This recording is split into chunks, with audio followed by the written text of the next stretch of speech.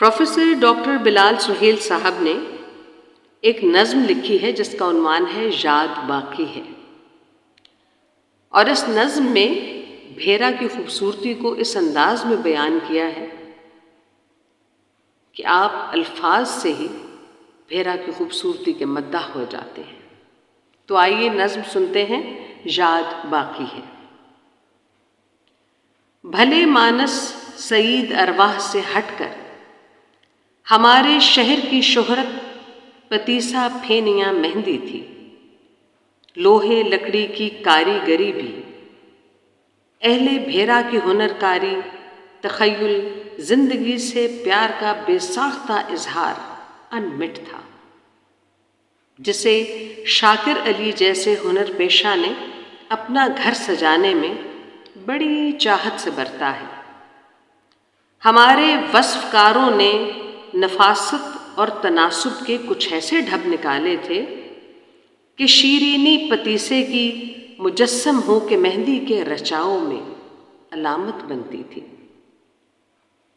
حسن مہارت کی ہماری زیست کی پیچیدگی کی پھینیوں کی طرح، جو خود استعارہ ہے تخیر کا، نزاکت کا۔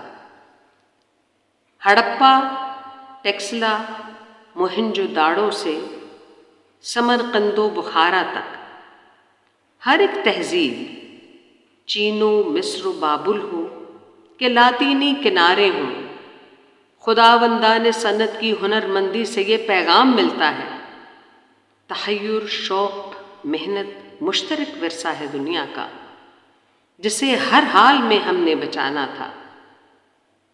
مگر افسوس، صد افسوس، لاکھوں سال کی جہد مسلسل کا نتیجہ کوڑھ مغزی کی بدولت کھو گیا، لیکن کسی کے کان پر جوں تک نہیں رینگی۔ رواداری، مسلسل جستجو اور حوصلہ مندی سے ہم نے ہاتھ دھوئے ہیں۔ اذیت ناک پہلو اس خسارے کا یہ بھی ہے، ہم پشیماں ہیں نہ روئے ہیں۔ ہماری بے تہی، بے اعتدالی کا یہ اندھا پن بہت تکلیف دہ ہے۔ گھر بنانے کا، بسانے کا ہنر ضائع کیا ہم نے، بہت بے ڈھب سے ڈربے اب بناتے ہیں۔ رسوئی میں پسینے کی جگہ بازار سے لائی گئی چیزیں بہاتے ہیں۔ ہمارے خون میں حدت، دلوں میں آدمیت، زندگی کو تجربہ، انعام یا ایک مشترک خوشی سمجھنے کا تصور اب نہیں باقی۔ زمین، اہل زمین سب سے بہت کمزور رشتہ ہے۔ ہمارا مہرباں دریا، ہماری ماؤں سے بڑھ کر کرم گستر زمین، خالی تہی دامن ہے۔ کل جگ حال کی کھڑکی سے دیکھے کون، برگد اور کھجوروں کی شجر کاری کی تہداری سمجھ پائے نہیں، بوتل میں زربوٹے اگانے والے۔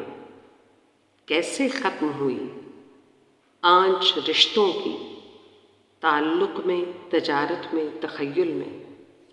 کسے یہ فکر اس پر غور فرمائے۔ ہماری فکر، مصنوعات، تہذیبی مراکز میں تعفن پھیلنے کی وجہ کیا ہے؟